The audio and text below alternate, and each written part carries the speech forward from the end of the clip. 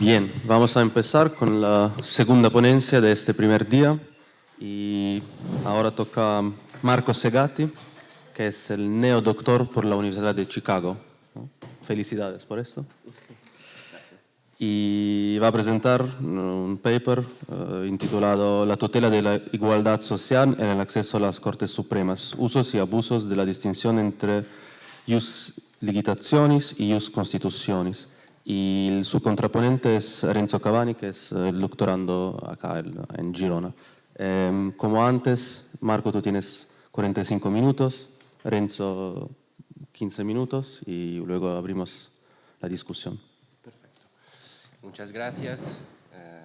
Estoy muy agradecido de la invitación. Siempre es muy bonito volver y hablar con ustedes. Un poco de più, Marco. No sé. Ok, perfecto. Bien. Y voy a sorprender a todos porque voy a ser muy breve y no voy a hablar del texto. No, esto es broma. Pero, ¿por qué voy a intentar de ser muy breve? Porque esto es un texto que he escrito este verano y después de este verano he dejado de lado, básicamente. Y mi intención era de retomarlo y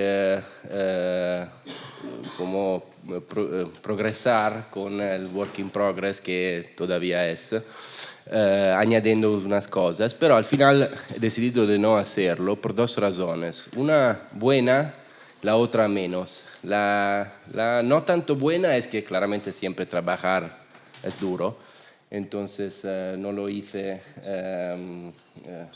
por esa mala razón. No, pero la buena razón es que tiene un subtexto, este texto, bastante largo. Entonces, mi próximo paso en el trabajo sería exactamente de intentar de añadir este subtexto al texto que ya existe. Y entonces mi idea es exactamente de hablar del subtexto también, no solo del texto, y preguntar a ustedes qué piensan de cómo añadir este subtexto. Entonces, empezamos por el texto.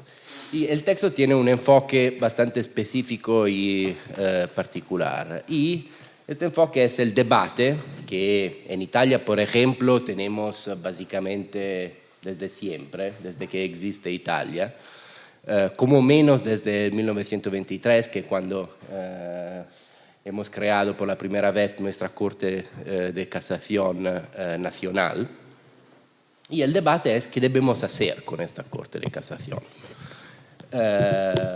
Y claramente en Italia lo tenemos desde siempre, como he dicho, pero claramente es un argumento muy popular, es un tema bastante importante en muchos países diferentes, especialmente de tradición de civil law, que tienen Corte de Casación exactamente, por varias razones que básicamente están parecidas a las razones que es tan importante en Italia. Es que simplemente las Cortes de Casación tienen muchísimos casos y hay muchísimos recursos a las Cortes de Casación. ¿Y qué debemos hacer con esos recursos?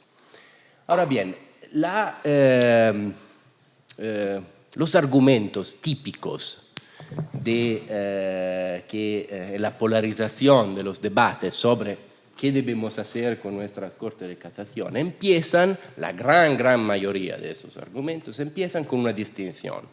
Es la distinción entre ius constitutionis y ius litigatoris.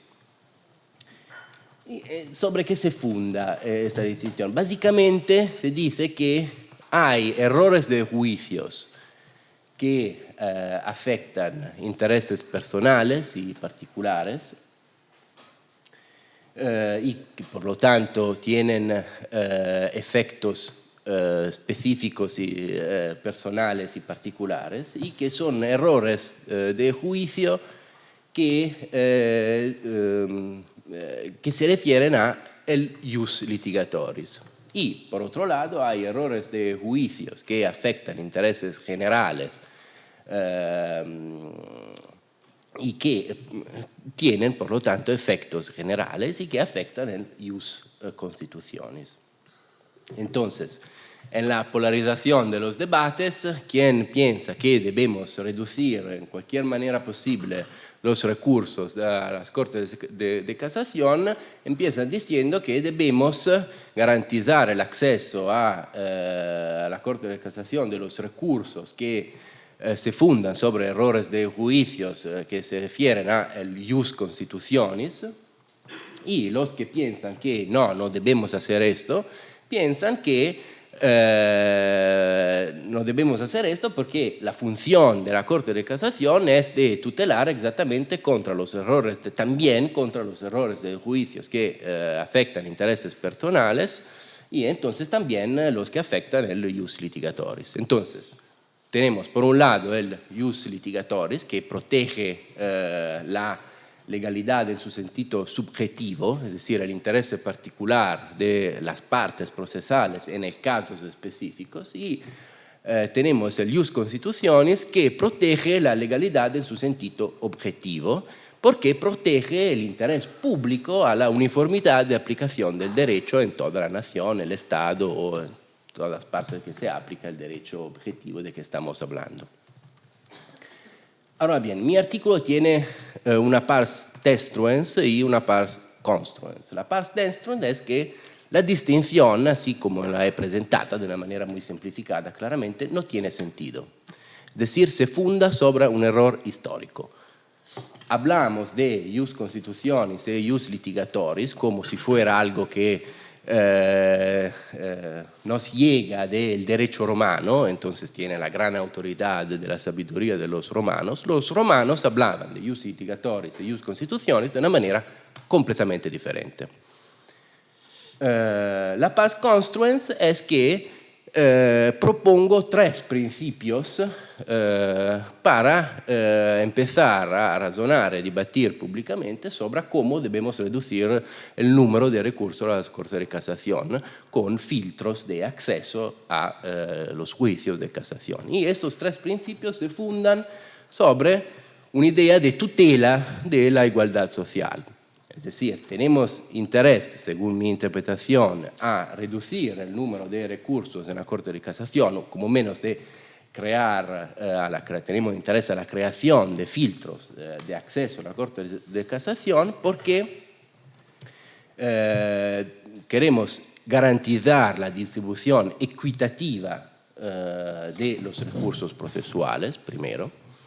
Segundo principio, estamos interesados en la creación de filtros de casación porque estamos interesados a que los casos, los juicios de las Cortes de Casación se fundan sobre muestras representativas de las experiencias jurídicas relevantes respecto a la aplicación de la norma de que se discute. Y tercero principio, porque estamos interesados a la creación de filtros de acceso a las Cortes de Casación porque queremos garantizar que los juicios de casación ofrecen focal points respecto a las expectativas no solo de las partes, sino también de todos los destinatarios de las normas jurídicas. Ahora bien, quiero decir algo sobre por qué digo que esta distinción entre ius litigatoris y ius constitutionis es un equívoco histórico. Primero, ¿qué sabemos exactamente de cuándo empezó este equívoco? No sabemos mucho todavía. Debo la observación que se trata de un equívoco a un artículo de Giuliano Scarselli, que es un procesalista italiano, un artículo muy pequeño, y que ha observado que el primero autor contemporáneo, más o menos contemporáneo, del siglo XX como menos, que ha hablado de esta distinción es Piero Calamandrei, que es claramente una autoridad indiscutible en la teoría del derecho italiana, y en particular del derecho procesal. por varias razones que quizá podemos comentar después en la discusión, y que pero habla de la distinción entre ius constitutionis y ius litigatores de una manera completamente diferente, porque él habla específicamente de derecho romano y habla de cuándo surgió esta distinción y habla precisamente de cómo hablaban los romanos de la distinción entre ius litigatores e ius constitutionis. Y hablaban, según Calamandrei, de una manera completamente diferente. Según los romanos, Calamandrei habla de esta distinción para explicar exactamente cómo surge la concepción de nulidad de las sentencias en el derecho romano, que es un tema claramente muy complejo, que podemos hablar esto también en los comentarios, pero el dado adquirido es que hablaban de una manera completamente diferente. ¿Cómo hablaban? ¿En qué sentido distinguían entre ius litigatoris y ius constitutionis los romanos? Según los romanos, los errores de juicios que se refieren al ius constitutionis son errores expresos, explícitos, que, es decir, cuando el juez simplemente nega, aplica otra regla de juicio diciendo no una regla de juicio válida, explícitamente reconocida por el ordenamiento jurídico, y lo dice explícitamente. En este caso, es un error de juicio que integra un error contra ius constitutionis. Es decir, hay una regla, el juez dice hay la regla R que está reconocida jurídicamente en este ordenamiento jurídico y yo no la aplico, aplico otra regla y dice otra regla. Esto es un error contra ius constitutionis. Claramente no son muchas las decisiones de los jueces en Italia, en otros lugares del mundo, que constituye un error contra ius constitutionis en este sentido. Ningún juez dice explícitamente que no está aplicando una regla válida y dice aplico otra, porque me gusta más. Los errores de juicios contra ius litigatores son básicamente todos los demás. Son errores, por ejemplo, sobre los hechos relevantes. El juez considera como verdadero hechos que no son verdaderos, o errores de calificación o de aplicación de la norma jurídica al caso concreto. Entonces es una distinción completamente diferente de la distinción de que hablamos ahora, que otra vez errores de juicio contra ius constitutionis son errores de juicios que tienen efectos generales, que están repetidos en muchos casos diferentes y que debemos corregir porque debemos proteger la uniformidad de la aplicación del derecho en una dada jurisdicción. Esto claramente no son errores de juicios en el sentido de que hablaban los romanos. Según Calamandrei, la explicación de esta distinción, por qué surge en el derecho romano esta distinción, surge como manera de proteger la autoridad del derecho imperial frente al pluralismo y las particularidades de los derechos locales. Es decir, un error contra ius constitutionis es un error que no reconoce la autoridad del derecho imperial. El juez está aplicando otra regla, claramente no de su creación, sino una regla de un derecho local, y dice explícitamente el derecho imperial no se aplica, no lo voy a considerar para resolver este caso. Y entonces, claramente, desde la perspectiva de alguien que quiere garantizar la difusión del derecho imperial, es un error que tiene un efecto general en el sentido que nega la autoridad política y jurídica del derecho imperial frente a los derechos locales. Los errores que se refieren al ius litigatoris no tienen este impacto general en la reconstrucción de Calamandrei, según las categorías del derecho romano, porque tiene que ver simplemente con la cultura del juez. El juez no conoce bien las reglas jurídicas válidas, no las interpretas bien, y entonces sí, la aplica mal, pero bien, es un error, es un caso particular, es simplemente este juez que no conoce bien el derecho. Y entonces, según la reconstrucción de Calamandrei, no es un error que integra una hipótesis de nulidad según las categorías del derecho romano.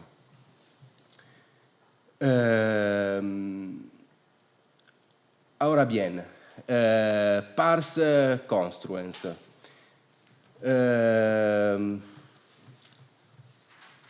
Propongo tres principios diferentes para justificar por qué debemos seleccionar los recursos de casación. Estamos interesados a la creación de filtros de casación porque estamos interesados a las condiciones de ejercicios de las oportunidades formales de impugnación. Condiciones de ejercicio de las oportunidades formales de impugnación. ¿Por qué? Porque los juicios de segundo grado y de casación, aún más, inevitabilmente comportan gastos, tanto públicos como privados, superiores a los juicios de primer grado, porque para claramente tener un juicio de segundo grado necesitamos antes un juicio de primer grado. Esto favorece su uso por partes relativamente más ricas respecto de su planteamiento por partes relativamente menos ricas, ¿no? Si los juicios de segundo grado de casación implican gastos, tanto públicos como privados, mayores que los juicios de primer grado, claramente tienen un riesgo relativamente más grande respecto a los juicios de primer grado, los juicios de casación, de ser usado más por las partes más ricas respecto a las partes más pobres. Entonces, los recursos públicos que invertimos en los juicios de casación tienen un riesgo relativamente más grande respecto a los juicios de primer grado de consistir en unas transferencias de recursos de las partes más pobres a las partes más ricas, que usan los juicios de casación y esto comporta gastos públicos usando sus recursos privados, y esto es una transferencia de recursos públicos de los más ricos a los más pobres. Entonces estamos interesados a garantizar filtros a los recursos de casación porque estamos interesados a garantizar una distribución equitativa de los recursos procesales en general. ¿Por qué? Porque debemos estar interesados a las condiciones de ejercicios de los derechos. Esto es un argumento muy viejo de Cappelletti del final de los años 60, que es una reconstrucción de un argumento de Cappelletti y su propuesta era exactamente la transformación de las cortes de apelación en cortes de casaciones y básicamente reducir todos los recursos a la Corte de Casación con un filtro de acceso discrecional, es decir, la misma Corte de Casación juzga qué recursos deben tener acceso o no. El dato interesante es que justifica exactamente este filtro discrecional de la Corte de Casación porque quiere garantizar una distribución equitativa de los recursos procesales. El tercero principios de que hablo retoman un argumento de David Strauss sobre el uso de la common law en los Estados Unidos, también de las técnicas argumentativas de la common law, también en materia constitucional. Claramente la Constitución de los Estados Unidos es una constitución escrita y la pregunta es por qué y en qué medida usamos técnicas argumentativas y estrategias argumentativas típicas de la common law también cuando hay un texto escrito. Y bien, Strauss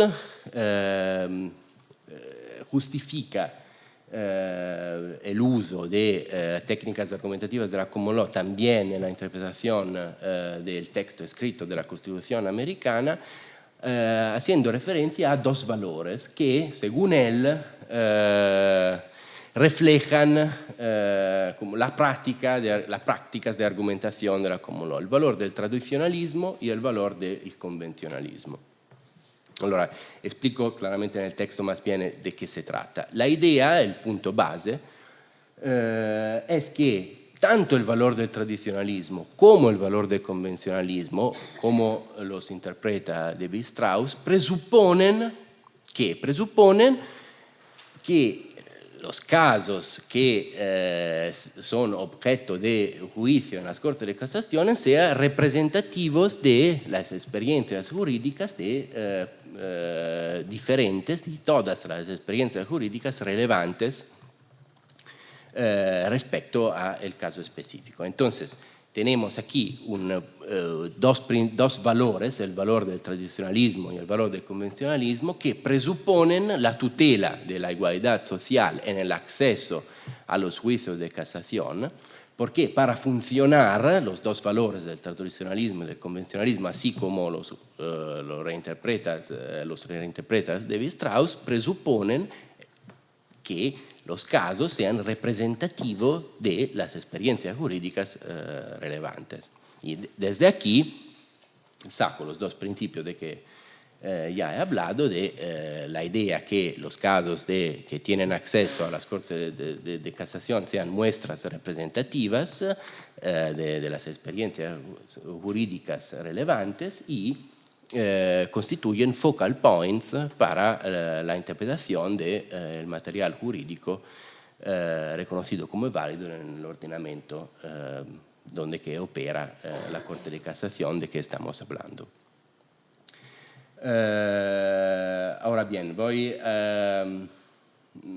claramente no he dicho mucho del valor del tradicionalismo y tampoco del convencionalismo, pero puedo decir esto, que según Strauss exactamente qué son esos valores del tradicionalismo y del convencionalismo. Bien, el valor del tradicionalismo básicamente, según Strauss, es una forma de humildad frente a la sabiduría de las generaciones pasadas.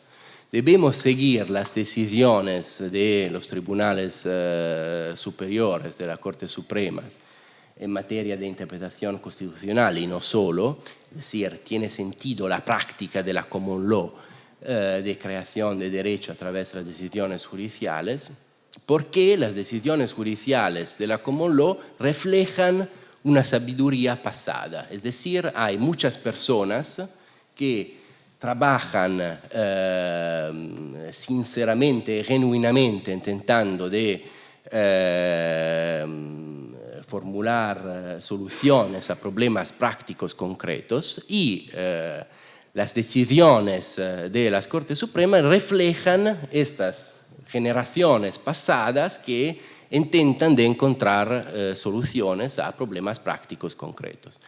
Claramente podemos tener confianza en la sabiduría de las generaciones pasadas que han como probado varios argumentos en casos prácticos específicos, sí podemos tener confianza que en esos casos específicos se ha dado representatividad a todos los intereses afectados de la regla de que se discute. Si los casos no son representativos de todas las experiencias jurídicas, obviamente no podemos tener confianza en la sabiduría de las generaciones pasadas. Y entonces tenemos razones para seleccionar los recursos que incluyen nuevas perspectivas respecto a las que ya han sido representadas en las decisiones pasadas. Y el valor del convencionalismo está bastante parecido, como el mecanismo de justificación que uso, porque según Strauss el valor del convencionalismo es la idea que tomar decisiones novedosas tienes gastos. No, tienes gastos primero porque implica gastos, porque buscar información es una actividad que claramente tienes costos. Buscar informaciones novedosas. Entonces, decidir de una manera novedosa casos concretos es una actividad que tienes gastos. Y entonces el valor del convencionalismo intenta de encontrar como un balance entre los gastos de seguir con una decisión ya tomada en el pasado y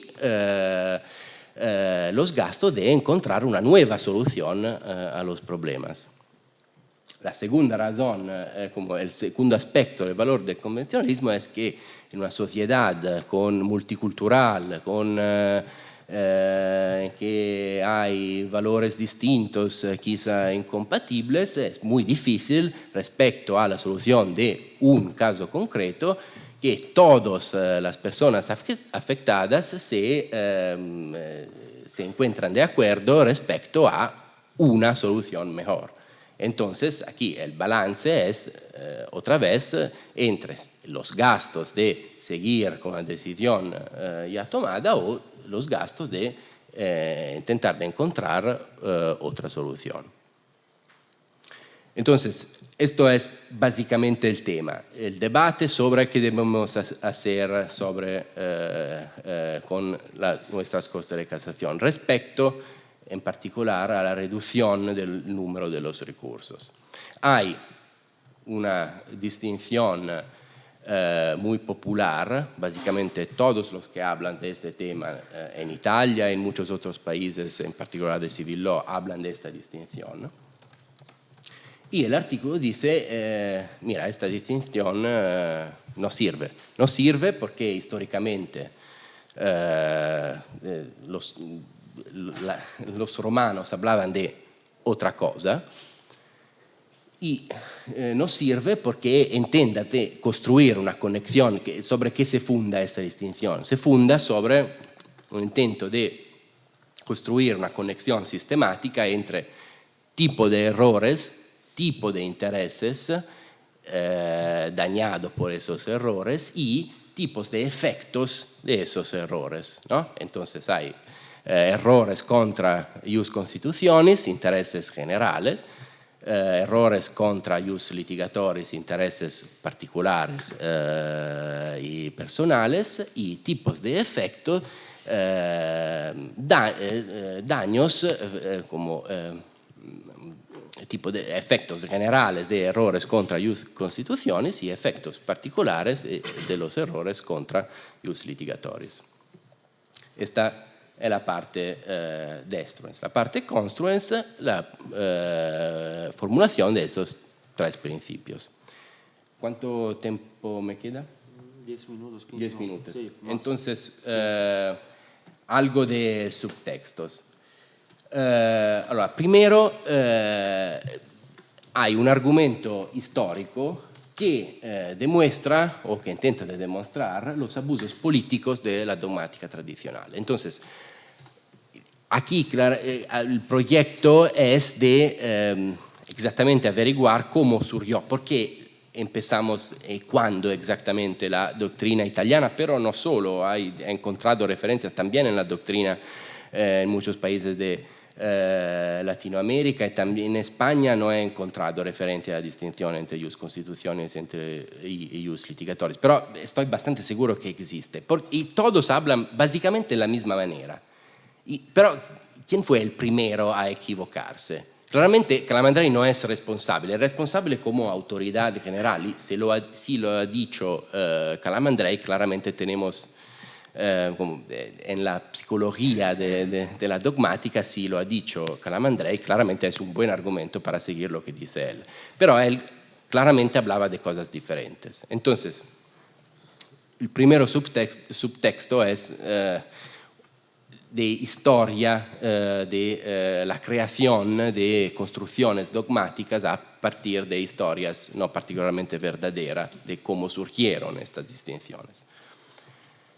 Il secondo subtexto se refiere específicamente al argumento de Cappelletti, en esa manera. Yo he estudiado en Chicago, e in Chicago claramente, no solo in Chicago, pero in Chicago lo dicen muy frecuentemente, la idea que existe un trade-off siempre necesario como entre eficiencia y igualdad. Y que claramente está verdadera. Muchas veces para proteger la igualdad debemos renunciar a la eficiencia o para realizar eficiencia debemos sacrificar la igualdad. Esto es un dado. Pero aquí las cosas no están exactamente así y parecen mucho más complejas, porque aquí la eficiencia, es decir, la reducción de recursos en la Corte de Casación, no es contra la igualdad, es exactamente una herramienta para proteger la igualdad. Debemos, si el argumento de Cappelletti funciona, y pienso que sí que funciona, necesitamos más datos empíricos, pienso, para decir que sí, exactamente funciona, y claramente cada país tiene su historia, entonces podría cambiar, las cosas podrían cambiar en cada país. Pero aquí está claro, si funciona el argumento de Cappelletti, que la eficiencia es una herramienta para la protección de la igualdad. No es un trade-off entre eficiencia e igualdad. El tercer subtexto es Edmund Burke. ¿Por qué?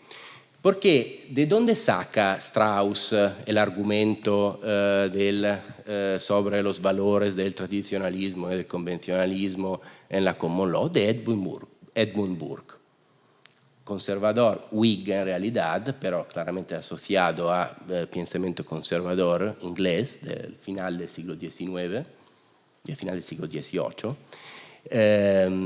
y muy famoso, entre otras cosas, como crítico de la Revolución Francesa. Y aquí la conexión es difícil, pero a mí me parece muy interesante y con algo de trabajar. Su crítica, parte de su crítica a la Revolución Francesa es exactamente porque no protege los valores de los tradicionalismos y del convencionalismo. Él claramente añade otras cosas y son muy relevantes, en particular la protección prejuicial de la identidad nacional. Ahora, aquí claramente hay discursos muy complejos sobre en qué se refería exactamente esta protección prejuicial de la identidad nacional. Pero es interesante respecto al tema de las Cortes de Casación, porque es exactamente aquí que se construye como el subtexto otra vez de la construcción dogmática que distingue entre ius litigatoris y ius constitutionis. Es decir, la idea que hay un contraste, una contraposición entre la tutela de la legalidad en su sentido subjetivo y la tutela de la legalidad en su sentido objetivo es exactamente el modo de plantear el tema de la construcción de Corte de Casación que ha empezado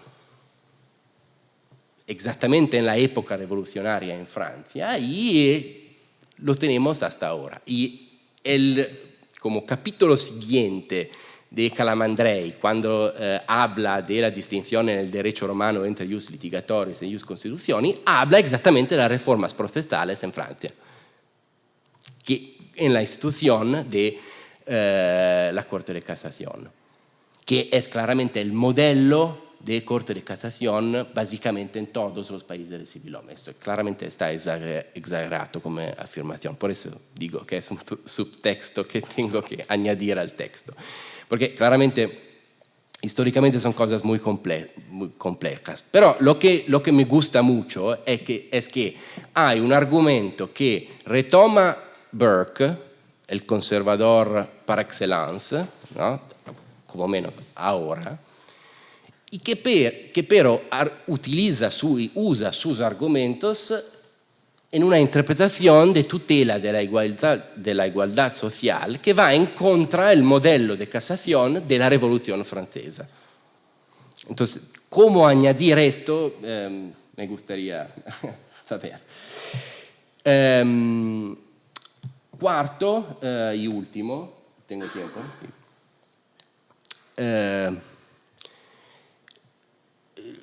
No he dicho muchísimo sobre el argumento de Strauss en lo específico, pero podemos hablar más. Y el argumento de Strauss es muy, muy parecido al argumento de Dworkin, o uno de los argumentos más famosos de Dworkin. Es decir, Strauss cuenta toda una historia sobre la importancia de la historia evolutiva de un precedente, el valor de un precedente, el valor de las decisiones judiciales y por qué debemos tener confianza en las decisiones judiciales del pasado. Es un argumento que habla de la historia evolutiva exactamente de esas decisiones judiciales. Y es un argumento que está bastante parecido a lo de Dworkin, en el sentido que sí, cuando interpretamos casos pasados o cuando interpretamos el texto de la Constitución, por ejemplo, norteamericana, lo que debemos hacer es construir una historia que justifica desde la perspectiva mejor, políticamente mejor, la evolución del derecho a partir de la Constitución hasta ahora. Esto más o menos Dworkin. Y el argumento de Strauss se funda en algo muy parecido. Por ejemplo, el valor del tradicionalismo es el valor de demostrar humildad frente a la sabiduría de las generaciones pasadas. Entonces nos confrontamos con una historia, ¿sí? Cuando justificamos una decisión judicial, entonces justificamos la creación de vínculos jurídicos como menos respecto a la actividad de los jueces, estamos confrontándonos con una historia buena o mala y estamos utilizando esta historia para justificar exactamente esta creación de vínculos. Pero no es así. Está parecido, pero es diferente. Es decir, el vínculo jurídico que se justifica no es, mejor dicho, la historia evolutiva no justifica la creación de un vínculo jurídico a seguir el precedente. Justifica un vínculo jurídico a tener una actitud particular respecto a las razones que debemos tener para no seguir este precedente. Y en particular a usar razones que pueden ser aceptadas por la perspectiva de las generaciones pasadas, diciendo, mira, este caso no está incluido en los que pensaban. Y por eso se justifica la creación de filtros de acceso a la Corte de Casación. La justificación funciona diciendo exactamente que no... Bien, sí, las generaciones pasadas tienen sabiduría respecto a las cosas de que se ocupaban, pero si no están incluidas estas perspectivas novedosas, porque los casos que han resuelto simplemente no se ocupaban de esos intereses, tenemos una buena razón para no seguir lo que han ya decidido ellos.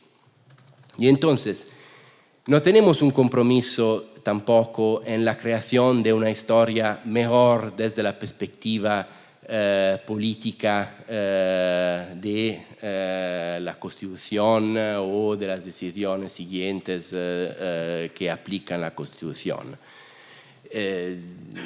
No es la aplicación del principio de caridad al derecho, es algo de bastante diferente. Gracias, Marco.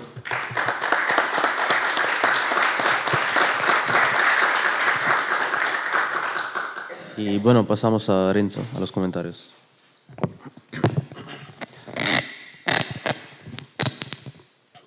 Pues muchas gracias, Matías.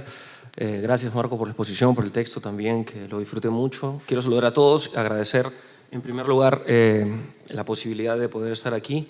A Jordi, pues porque siempre, a pesar de todo, confía en que algo se puede hacer desde mi perspectiva, que mi formación es de procesal. Aquí en Filosofía del Derecho estoy haciendo el mejor esfuerzo posible. Entonces, para ir más directamente al punto, no tengo mucho tiempo, espero que si por alguna razón me pase de los 15 minutos que se me sepa comprender, porque hay algunas cosillas que me encantarían decir sobre lo que Marco ha expuesto. En cuanto al texto, me pareció que está bien escrito, algunas cosas de español que yo te puedo pasar, unas correcciones, en fin, unas cosas, en fin, pero vamos. Sí, sin duda alguna, claro que sí.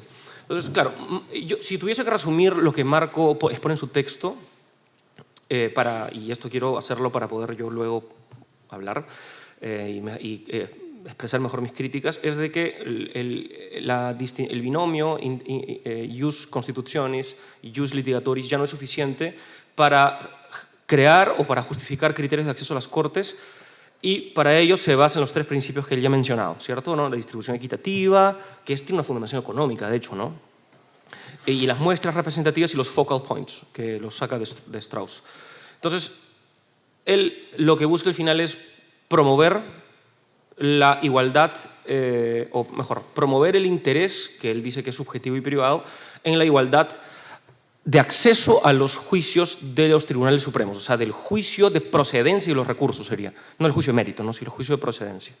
Si es que yo he entendido bien y esto es exactamente a lo que él apunta, entonces aquí yo podría elaborar cuatro observaciones, más que nada. Yo creo que está bien dialogar críticamente con este binomio jus constitutionis y litigatoris, tal como lo expone Calamandrei en Roma, o sea, su fundamento histórico, y de hecho que esto revela una apropiación del proceso por el emperador, o sea, una apropiación del proceso en el sentido de que voy a controlar de que los jueces hagan lo que yo quiero, que ellos apliquen mi ley, y si no la aplican, sanción máxima, que es la nulidad, que como bien dijo Marco, la nulidad en el derecho romano, inclusive en el periodo de la cognitio extra ordinem, era equivalente a la inexistencia, correctísimo. Eso cambia en la Edad Media.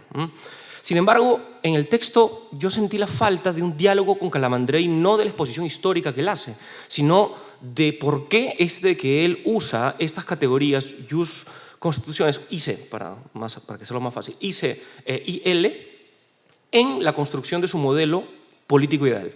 Faltó, me parece, ese diálogo. O sea, ¿por qué él los usa, no? Y a mí me parece de que él usa sobre todo el IC, o sea, opta por el IC, porque él lo que quiere es una corte de casación que controle casos y que imponga la interpretación, y creo que esto es cita textual de la Calamandrei, si es que no me falla la memoria, exacta, única y verdadera de la ley. Eso es lo que él quiere. Pero quiere de que la Corte Suprema haga esto, imponga esta interpretación exacta, única y verdadera en cada caso que se le presente, ¿no? Luego Tarufo, en un artículo muy conocido que es La Corte di Cassazione y la Legge, él identifica los fundamentos teórico-interpretativos de Calamandrei y dice, bueno, si cambian el modelo, y él parte de Tarello para cuestionar esto, entonces tiene que cambiar el modelo de Calamandrei. Me pareció ese artículo genial. Entonces, me sentí falta de ese diálogo con Calamandrei, no tanto con el Calamandrei historiador que busca, bueno, contarte toda la historia, en un volumen espectacular lo hace en este libro que él tiene de 1920, sino en la propia construcción político-histórica que él tiene, ¿no? Esta sería una primera observación. La segunda es un poco más de derecho comparado. Cuando yo tenía oportunidad de escribir el año pasado un libro más un manual, que se llama Teoría Impugnatoria, allí cuando trato de hablar sobre la casación, trato de dar un pequeño hint comparatístico, ¿no? Entonces yo digo, mira, para poder entender la casación, al menos en el Perú, que es lo que me interesaba, podríamos trabajar con modelos de tribunales supremos o de cortes supremas a partir de su función. Uno, ¿no? Es una primera división, o sea, tribunal de casos o un tribunal de precedentes. Esto aquí me baso del artículo de Tarufo, creo que lo publicó en el 2011, me parece, que es las funciones de las Cortes Supremas, Ceni Generali, me parece ese artículo, en donde él hace una diferencia entre función retrospectiva, o sea, más apunta al pasado, Calamandrei, y una función prospectiva que tiene más que ver con uniformización de jurisprudencia, precedentes, etc., ¿no? Eso es una diferenciación. Y otra es a nivel de la extensión del juicio que la Corte Suprema o el Tribunal Supremo puede hacer.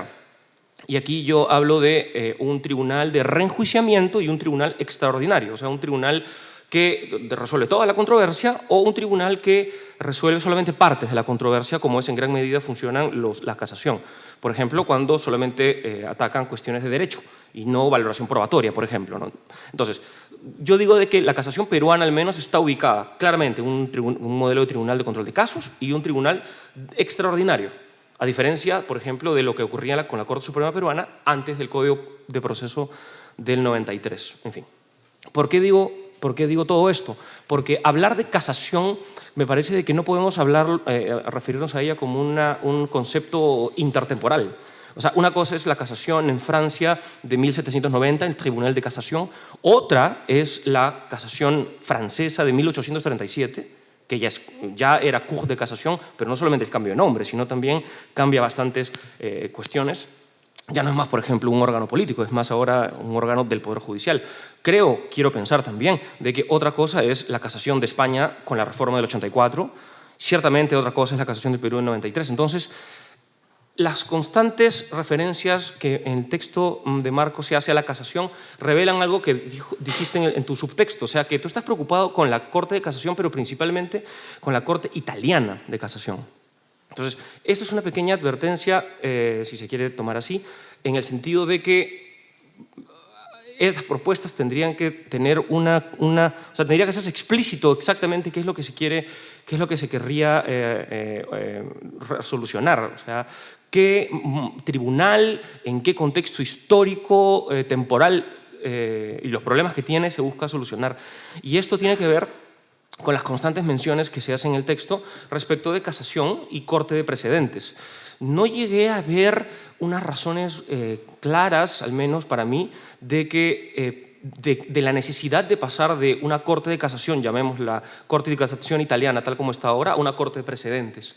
No llegué a ver una razón por la cual deba hacerse una u otra, ni tampoco una razón por la cual sea buena tener una corte de precedentes, que es toda una discusión. Yo sé que esto no es el propósito del texto, pero te lo digo porque hay una mención a la Corte de Precedentes y en base a la perspectiva comparada que te he dado, que lo propongo en mi libro y que ahora lo he mencionado, entonces tal vez sea relevante, ¿no? Otra pregunta, siempre dentro de esta segunda crítica, es, bueno, ¿qué hacemos con los países que no tienen propiamente un sistema de casación, un recurso de casación? No solamente nominalmente, sino propiamente como naturaleza. Brasil, por ejemplo, Alemania y las Cortes del Common Law. Ellos, casación, no hay nada de eso. No hay, en realidad. No han seguido el modelo, han tomado otras cosas. En fin. Entonces, bueno, voy a cortar un poco acá porque creo que me estoy pasando el tiempo. En fin, entonces, la cuestión es que hay algo, inclusive en Alemania, por ejemplo, hasta donde llega mi entendimiento, no hay precedentes vinculantes en el sentido del common law. Inclusive estoy teniendo la oportunidad de traducir un texto, yo estoy por terminar, que se llama Introducción al proceso civil alemán, en donde el autor, que es Renato Beneduzzi, un profesor de Río de Janeiro que ha explorado profundamente el tema alemán, dice, así, con todas las letras, en Alemania no necesitan precedentes para la uniformización jurisprudencial. No necesitan. Entonces, esto es, creo, digamos, una reflexión más contextual, si se quiere, de esta constante referencias en el texto a corte de precedentes. La tercera, tengo la impresión de que es una crítica más sustancial, quisiera entenderlo así. Y yo estoy plenamente de acuerdo en el sentido de que hablar de ICE y de IL ya no es suficiente para poder construir filtros recursales a las Cortes Supremas. Perfecto. Sí. De ICE y dos constituciones no, para ahorrar algunos segundos de mí. En fin, estoy de acuerdo con eso, plenamente de acuerdo. Sin embargo, este ICE y IL, al menos desde mi lectura, tienen un trasfondo. Y el trasfondo es algo que inclusive tú mencionas en el texto, Marco, es que si es que una Corte Suprema juega para el interés general, llamémosle así, o si juega para el interés privado. Y esto, a su vez, tiene una connotación política de la Corte Suprema. O sea, cómo institucionalmente queremos diseñar una Corte Suprema, un Tribunal Supremo, en fin. Entonces, estoy de acuerdo con que el ICIL no es suficiente, pero no estoy de acuerdo con el hecho de prescindir del trasfondo. Creo que el trasfondo es, yo diría, quisiera pensar, es lo fundamental para construir una Corte Suprema. Entonces, aquí, por ejemplo, cuando tú mencionas, tú comienzas a hablar sobre filtros y luego cambias a la propuesta de Strauss, que me parece un poco problemático tratar de jalarlo para tu materia, pero en fin, con el tema del tradicionalismo y convencionalismo, tengo la impresión de que aquí lo que Strauss busca es justificar la obligatoriedad de los precedentes, con base en el tradicionalismo y convencionalismo. ¿Okay? Sin embargo, aquí tengo algunos problemas, en primer lugar, como lo diré ya después, para poder jalar esta idea para los filtros. Es un problema más teórico, que lo mencioné en la cuarta crítica, pero en esta tercera mi preocupación es más pragmática, porque yo he litigado en el Perú, en fin, lo he dejado de hacer porque no me gusta, pero lo he hecho, y yo veo un problema pragmático sobre, según el modelo que propones, Marco, ¿qué debe hacer el Tribunal Supremo? O sea, ¿cómo justifica esta elección de recursos? Y en todo caso, y más aún, ¿qué es lo que tiene que hacer el litigante frente a un modelo así? O sea, si es que yo tengo que seguirme bajo las pautas del convencionalismo y particularismo, bueno, entonces, ¿qué hago entonces? ¿Qué es lo que concretamente tengo que hacer? Y esto me pareció un poco particularmente confuso, porque, por ejemplo, ¿no? Entiendo de que el Tribunal Supremo tendría que priorizar recursos que versen, priorizar recursos y darles prioridad a aquellos que permiten incluir todas las experiencias jurídicas y las perspectivas singulares más relevantes y perspicuas para evaluar el conjunto específico de intereses, expectativas y derechos que constituyen la historia evolutiva de un problema jurídico y social, citando a Marco, página 22. Entonces, si es que esto el tribunal tiene que analizar en todos los recursos que reciba, entonces me parece pragmáticamente complicado, pragmáticamente. Para dar acceso al... Solo para el acceso, porque el juicio de mérito viene después, solo para dar acceso. Inclusive no se llega a determinar si es que solo va a importar la cuestión de derecho, como viene siendo, o si también importaría la valoración probatoria, de que la Corte Suprema también pueda pronunciarse cuando vea problemas de valoración probatoria. Y en todo caso, pensaría de que el litigante tendría que argumentar cualificadamente. Él tendría que, para estructurar bien su recurso, decir, bueno, según la perspectiva del tradicionalismo, mi recurso se encaja aquí. Según la perspectiva del convencionalismo, se encaja aquí, ¿no? Entonces, me parece, digamos, bastante complicado que en un recurso uno pueda realmente justificar cuáles son los estándares de comportamiento específicos, comprensibles, practicables, para todos los titulares de expectativas jurídicas, no solamente para mi caso, porque me parece contraintuitivo, porque un litigante lo que quiere simplemente es la corrección de su fallo. Eso es lo que quiere. Entonces, exigirle esto me parece un poco complicado. Y de hecho, esto redunda un poco, para hacer una conclusión parcial de esta tercera crítica, y ya paso a la cuarta, gracias Matías por el tiempo, es siempre desde la fundamentación económica que tú estás preocupado. ¿Cuánto tiempo y esfuerzo le tomaría a un Tribunal Supremo analizar los recursos desde esta perspectiva de tradicionalismo y convencionalismo? Porque si es que el problema es el de la selección, no solamente es los recursos que pasan a juicio de mérito, sino también qué tan fácil tú te desembarazas de recursos. Si es que al final vas a crear un filtro que exija una fundamentación tan pesada, como me parece, pesada en el sentido de compleja, como estás planteando, entonces creo que no se soluciona el problema, y creo que en el caso italiano tampoco se solucionaría, me parece. Esa es una primera crítica pragmática, como una conclusión, como les digo, de esta tercera crítica. Y un segundo problema sería, y creo que esto es un tema importante, estas menciones a la corte de precedente que tienes, este trabajo que tienes con Strauss de que él trabaja para justificar la obligatoriedad de seguir decisiones, creo yo, solo tendría sentido en un sistema en donde realmente se trabajan con precedentes. Nada más. En Perú no se trabaja con precedentes. En Italia creo que no. Claro, aquí habría que precisar qué es un precedente. si es que tú trabajas, por ejemplo, con Strauss, yo entiendo de que él más está pensando en el common law, pienso, porque estás hablando de una técnica argumentativa que busca realizar una identidad más o menos sustancial entre el caso precedente y el caso que yo estoy llevando al tribunal. Entonces, dado que hay una especie de similitud fáctica, entonces la norma precedente aplicada antes tiene que aplicarse en mi caso.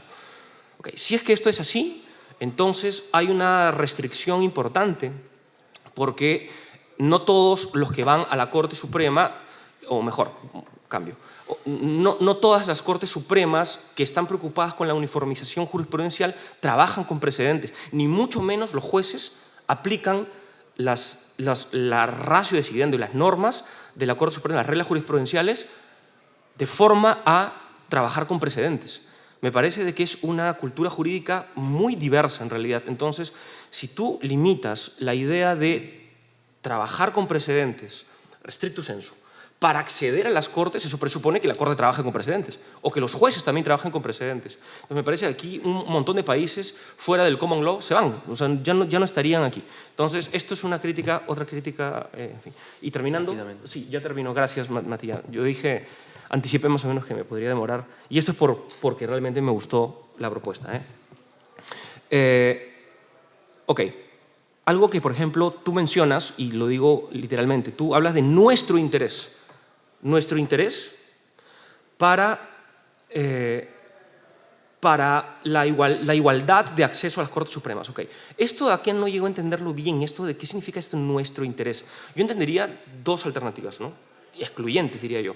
Una, desde la perspectiva del litigante, que quiere acceder a la Corte Suprema. Dos, segunda, desde la perspectiva de los ciudadanos en general. Si es la primera, entonces está bien que sea un interés subjetivo, pero ahí tendríamos que delimitar, o sea, con claridad, si es que existe o no existe el derecho a acceder a la Corte Suprema, el derecho subjetivo a acceder a la Corte Suprema. Eso es importantísimo, ¿no? Y si se trata de los ciudadanos, entonces ya no es más un interés subjetivo, sino sería un interés general, un interés público. Entonces, si es que, por ejemplo, se trata de lo segundo, si es que hay preocupación por el hecho de limitar acceso, no haber un derecho al recurso, ¿no? Entonces está el tema de la discrecionalidad, que me parece que es, y volviendo al tema, ineliminable para diseñar institucionalmente una Corte Suprema. Por ejemplo, tenemos la regla 10 de las reglas de la Corte Suprema, o la así llamada Grundsätzliche Bedeutung alemana, que es la cuestión de derecho de importancia fundamental. Uno ve el derecho positivo de ambos países y también la práctica de los tribunales, y queda clarísimo de que no hay un derecho a la Corte Suprema, no hay. Porque mal que bien, mayor o menor grado, la Corte Suprema decide qué cosa quiere y ya está. Entonces, allí, si es que es así, el problema del ICEIL está resuelto porque no va a ser el criterio fundamental, pero sí, si es que existe derecho para acceder o si es que no hay derecho para acceder. Y esto tiene que ver con la función política, que es el trasfondo del ICEIL desde mi modesto punto de vista, ¿no? Entonces, el ICEIL, y esto terminé, el ICEIL es un problema pequeño, pero su trasfondo, que me parece, Marco, no está del todo desarrollado en tu artículo, es gigantesco. Y este aspecto gigantesco es la función política de las Cortes Supremas, y aterrizando al tema del acceso, es la discrecionalidad en la selección de recursos. En fin, haría algo más para decir, pero ya no lo diré más. Gracias por la oportunidad y gracias a todos por la paciencia. Gracias, Renzo.